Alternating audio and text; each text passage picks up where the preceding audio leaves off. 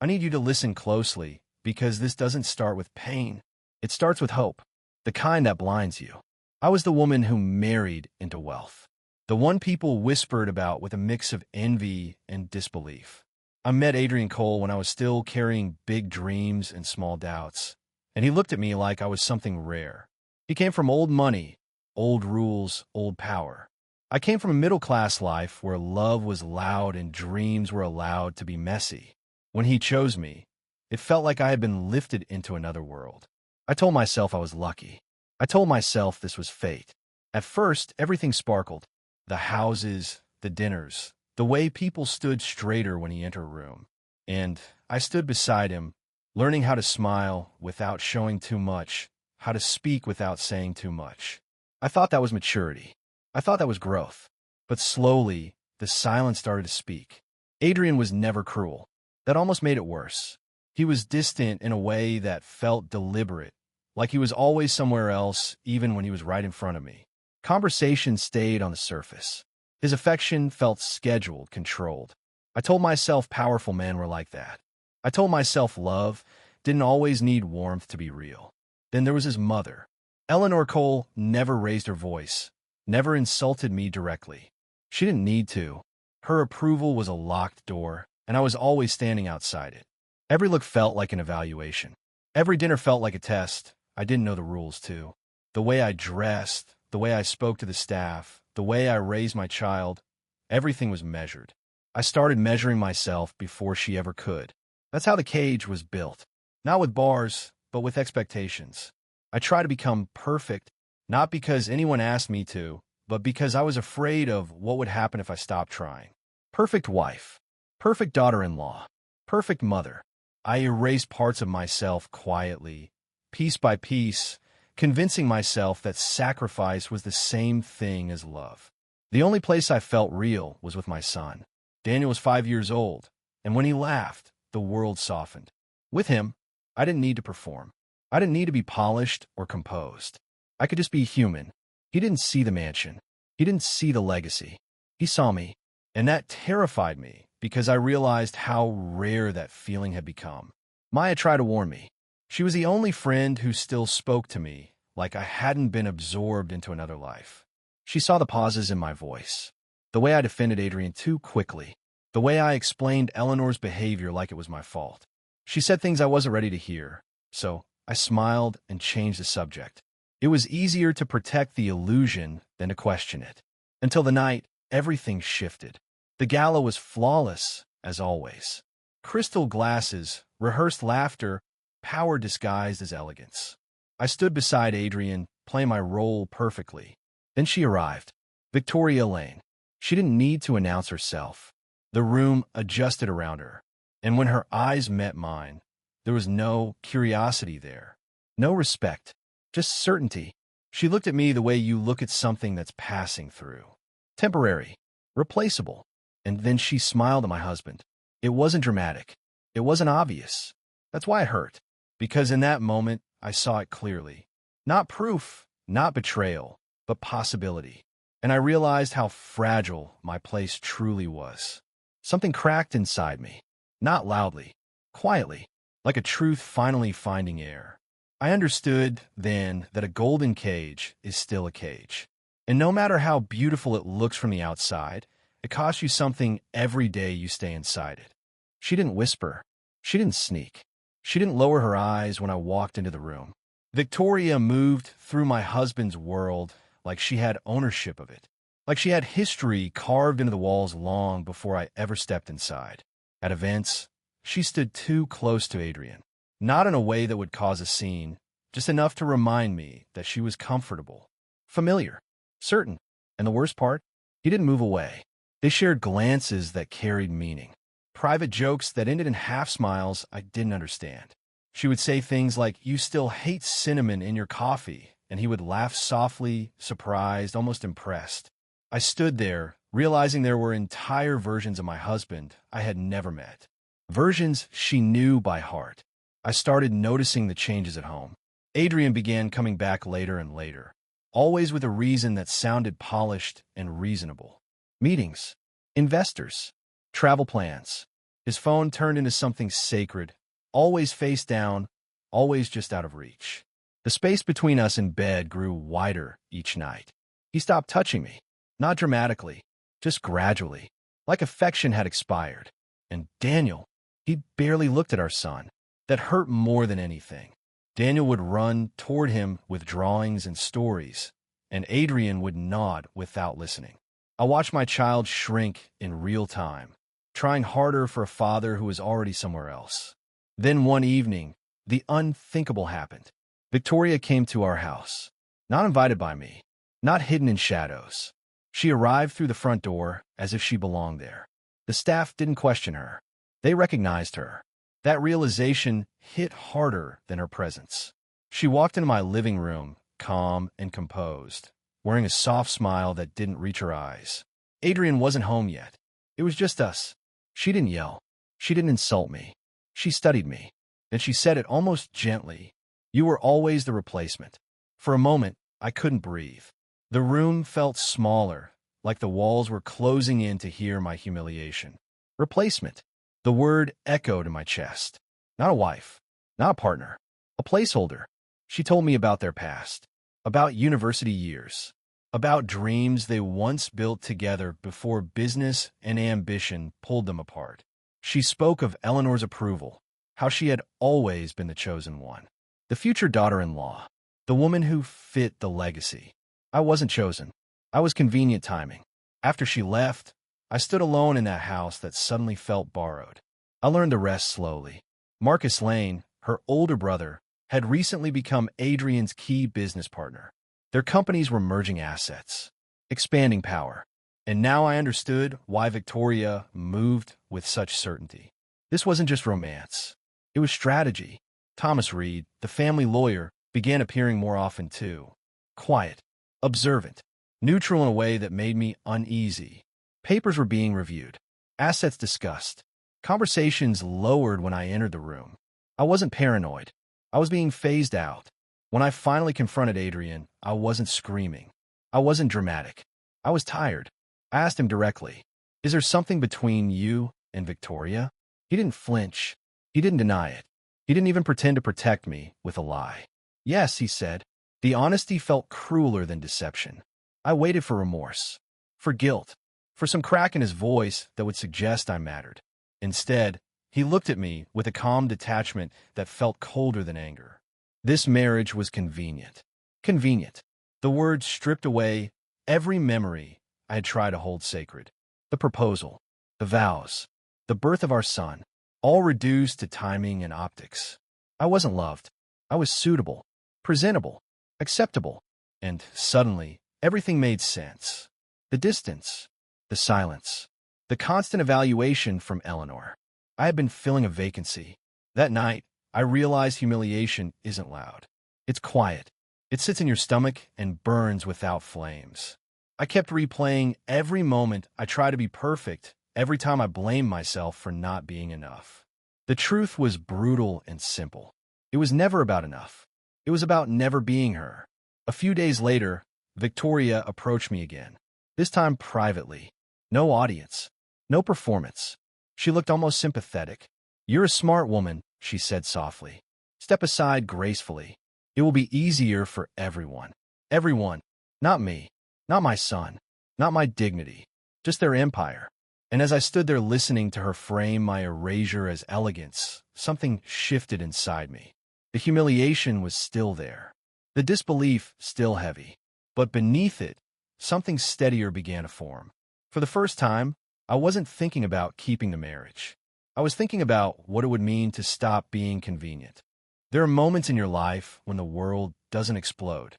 It just tilts. Victoria asked to meet alone. No witnesses. No raised voices.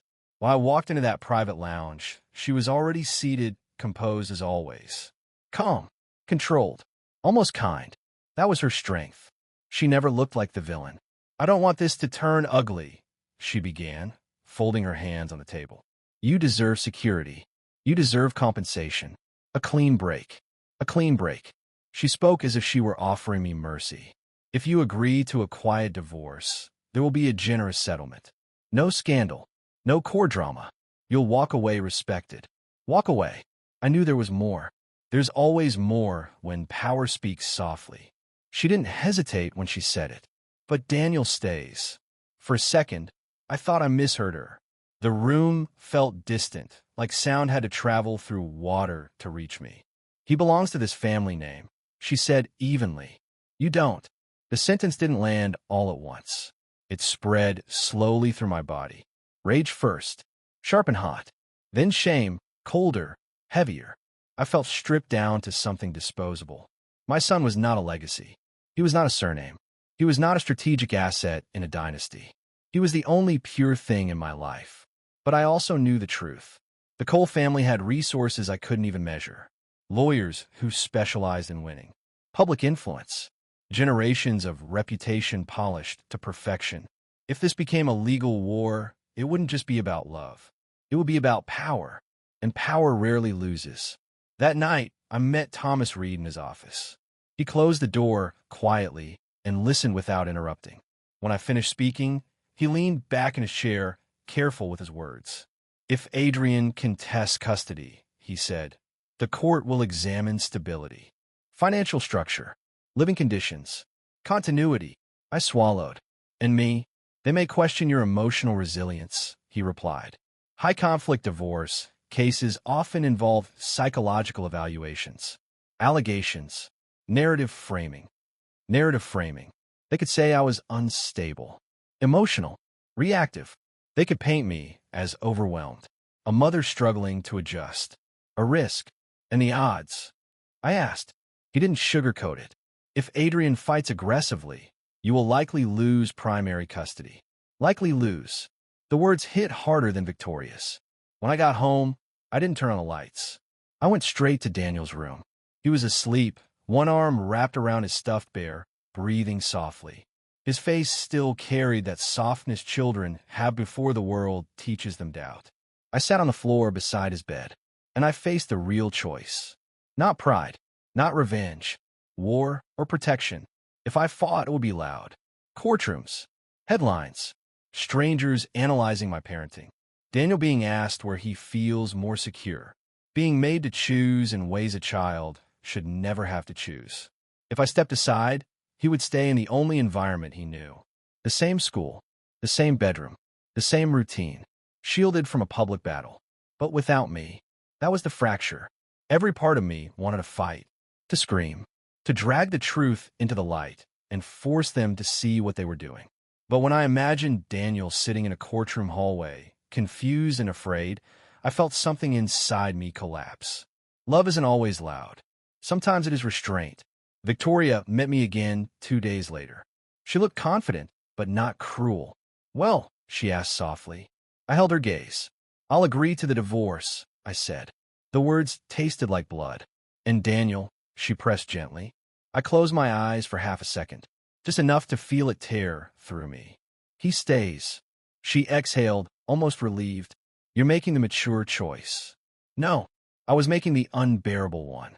The paperwork moved quickly after that. Settlements drafted. Terms negotiated. Public statements prepared.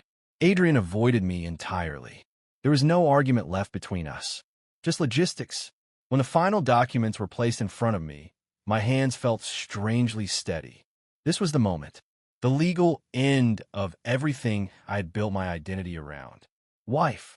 Daughter-in-law. Mrs. Cole. I picked up the pen.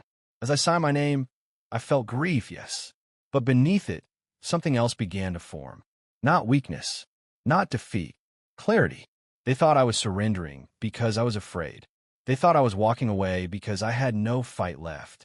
They thought taking my son from my arms meant they had broken me. But what they didn't understand was this. I wasn't choosing defeat. I was choosing timing. As the ink dried on that paper, I made a promise to myself. Silent. Steady. Unshakable. If I leave, I will not leave weak. If I fall, I will rise prepared.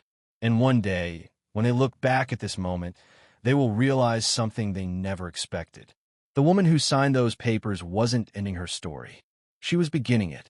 I left the mansion with one suitcase. That's all it took to erase me from their world. One car, one driver, one quiet exit through gates that used to open for me like I belonged there. You think losing everything is loud. It isn't. It's silent. It's the sound of your heels on marble floors for the last time. It's the staff avoiding your eyes. It's the absence of anyone asking you to stay. People assumed I had been defeated. The girl who married into power and couldn't hold on to it. The woman who walked away without her child. They thought I had been reduced to nothing. What they didn't understand was this was the first time in years I wasn't performing. Maya opened her door before I even knocked. She didn't ask for explanations. She didn't offer pity. She just hugged me long enough for my body to remember what safety felt like. The first weeks were ugly. I woke up reaching for Daniel. I moved through rooms that didn't echo with wealth, but with honesty. I cried in private, not because I regretted my choice, but because love doesn't shut off just because you've signed papers.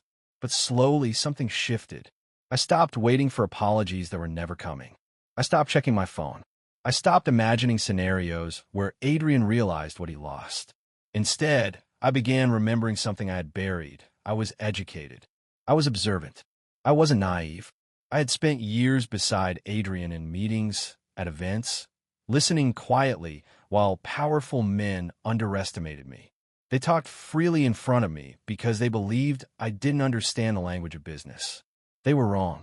I started working again, not in the spotlight, not publicly, consulting, reviewing financial structures. And as I rebuilt my professional confidence, memories surfaced. Conversations I had overheard. Transfers that didn't make sense. Numbers that felt forced into place. The coal company wasn't as untouchable as it appeared. There were irregularities buried under layers of prestige. Risky leverage, inflated valuations, quiet partnerships that existed in legal gray areas. I had noticed them before, but dismissed them, trusting that Adrian knew what he was doing. Now I wasn't so sure. That's when Marcus contacted me. Not publicly, not boldly. A discreet message asking to meet. Victoria's older brother. Adrian's business partner. A man who always smiled too easily. When we met, he didn't waste time pretending. You always understood more than they gave you credit for, he said. I didn't respond. He leaned forward. The empire isn't stable. It looks strong. It isn't. There was tension in his voice. Not loyalty. Fear. You're telling me this because... I asked. Because when this collapses, he replied, people will scramble to protect themselves. And in that moment, I understood something that chilled me. Victoria hadn't returned for love. She had returned for control. She didn't fight to reclaim Adrian's heart. She positioned herself beside his power. She aligned her family through Marcus. She secured access to the empire. And she removed me because I was unpredictable. That realization didn't break me. It freed me. I stopped crying after that. Not because I felt nothing, but because I finally saw clearly. I wasn't the discarded wife in a tragic love story. I had been an obstacle in a strategic takeover. 6 months passed, and then the headlines came. Fraud investigation, regulatory review, questionable asset transfers, investors pulling back. The coal name, once untouchable, now whispered with doubt. The empire trembled exactly where Marcus hinted it would. I didn't celebrate. I didn't gloat. I simply watched. Power built on pride is fragile. Then one afternoon, my doorbell rang. Victoria stood outside. She looked different. No sharp edges. No polished confidence. Just exhaustion. Real, unfiltered exhaustion. For a second, we just looked at each other. The roles had shifted, but neither of us mentioned it. Daniel has been asking for you, she said quietly. The words landed gently, but they carried weight. He's withdrawn, she continued. He doesn't talk much. He keeps saying he wants his mother. Not the coal name. Not the mansion. His mother. I felt something steady rise in my chest. Not anger. Not triumph. Truth. She stepped inside, slower than before. Less certain. I thought providing everything was enough, she admitted. Structure. Discipline. Opportunity. Her voice cracked slightly. I think I misunderstood what motherhood is. There it was. Not an apology. Not a surrender. A realization. And as I stood there, no longer begging, no longer shrinking, I understood something too. They thought I was weak because I chose silence. They thought I was fragile because I stepped away. But strength doesn't always announce itself. Sometimes it rebuilds quietly. And when the storm finally hits, it's the only thing left standing. Power doesn't collapse all at once. It cracks, first in whispers, then in headlines, then in silence. By the time the investigation became public, the Cole name was already bleeding. Financial misconduct, hidden liabilities, questionable transfers routed through shell partnerships. The empire that once felt untouchable was now fragile under scrutiny. Adrian stopped appearing at events. His interviews were canceled. His statements filtered through lawyers. Eleanor disappeared completely from public life, as if retreating behind the very walls she once ruled. And Marcus, strategic, smiling Marcus, turned state witness. He chose survival over loyalty. He handed over documents, emails, internal records. He protected himself the way opportunists always do. Watching it unfold, I didn't feel satisfaction. I felt confirmation. Power built on image cannot survive exposure. But while the adults scrambled to protect reputations, Daniel was living inside the aftermath. I saw it the first time Victoria brought him to visit. He walked in quietly. No running. No excited stories. His eyes searched the room like he wasn't sure he was allowed to feel at home anywhere. The mansion had grown tense, heavy with arguments and whispered phone calls. Pride filled those rooms, not warmth. A child can sense when love is conditional. He had started pulling inward. Victoria returned alone a week later. No makeup, no polished composure, no carefully curated confidence. Just a woman standing at my door, looking smaller than I had ever seen her. "I can't give him what he needs," she said. There was no strategy in her voice this time. No calculation. Take it back. The words hung between us. 6 months ago, I would have collapsed at that offer. I would have grabbed my son and run without a second thought. But I wasn't that woman anymore. I didn't rush, because this wasn't about reclaiming something. It was about choosing correctly. When Daniel arrived the next day, I didn't overwhelm him with tears. I didn't smother him with apologies. I knelt down so we were at level. No power above him. No pressure. "Daniel," I said gently, "I need you to tell me what you want." He looked at me carefully.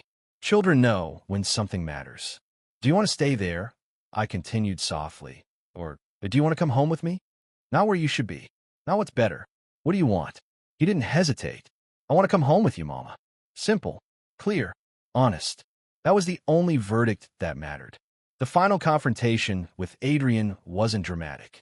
There was no shouting, no shattered glass, just a man sitting behind a desk that no longer commanded respect. He looked tired, not humbled, but shaken. "You think you've won?" he asked quietly. I studied him.